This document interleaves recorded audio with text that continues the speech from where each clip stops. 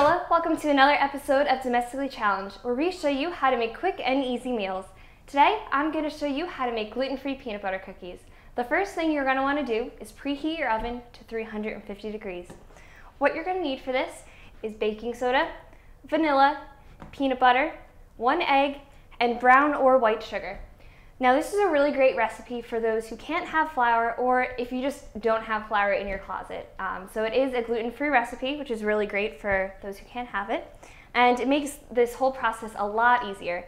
So what you're gonna wanna do is start off with your egg. Just 1 normal egg, and you're gonna wanna crack that. After you whisk your egg, you're going to put in your vanilla. You just need 1 teaspoon, and you wanna make sure before you put anything else in that you whisk it again so it mixes in evenly with your egg. Next, what you're gonna wanna do is put in your brown sugar. You can use white sugar or you can use a combination. I personally like the taste of brown sugar in my desserts better. I know in certain oatmeal cookie recipes, there's often more brown sugar than white sugar. So it really depends on your taste and also on what you have in your closet. So I'm going to use 1/2 cup of brown sugar. I've had recipes before where there have been 3/4, or if you have 2 eggs you can put an entire cup, but we're still trying to keep it a little healthy, so I like to stick to the 1/2 cup. You want to make sure when you're mixing in your egg with your sugar that you get all the lumps out so you don't have lumps of sugar in your cookie when they're baked. So once that's done, you're going to add your baking soda. Make sure you don't get this confused with baking powder. They do have a little bit different effects in baking, and you're going to want to put in 1 teaspoon. And now this is a very important ingredient because you don't have flour, so you're going to need something to kind of hold it all together along with your egg. So once you mix that all together, you're going to add in your peanut butter. I chose normal creamy peanut butter. If you want, you can use the chunky kind. It really doesn't matter. It all has the same effect in the end. You want to fill 1 cup up with this peanut butter.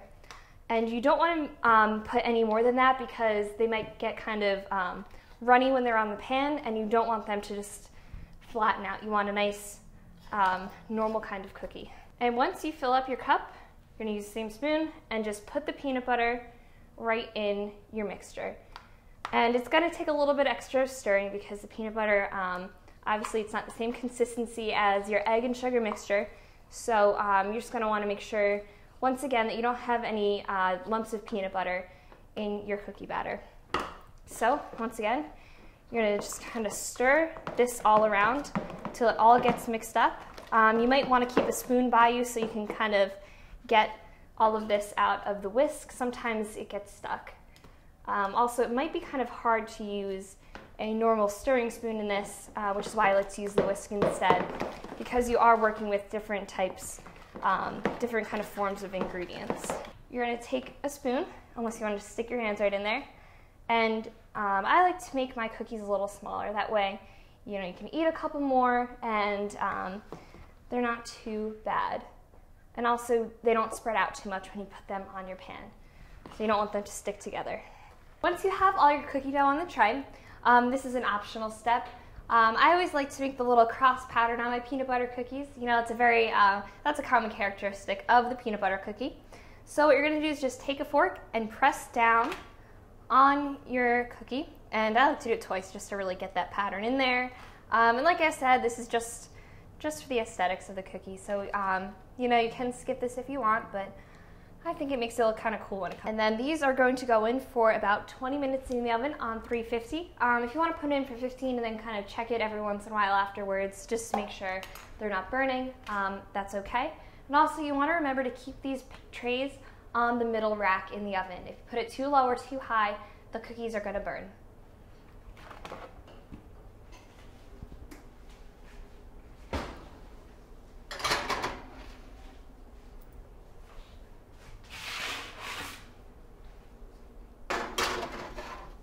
I have to fix this trace.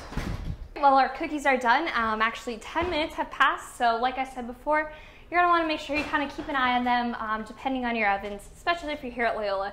You never know how long things are going to take. So, I'm going to take your cookies out. You can tell they're done. They look brown. They're not too dark. And they have a nice golden, crispy texture to them. And there you go. You're going to want to let them cool for a little bit before you use a spatula to take them off, just so you don't burn yourself and so they don't fall apart in case they're still hot and a little bit moist inside. And that's it for today. Thank you for joining me on Domestically Challenged, and we'll see you next time.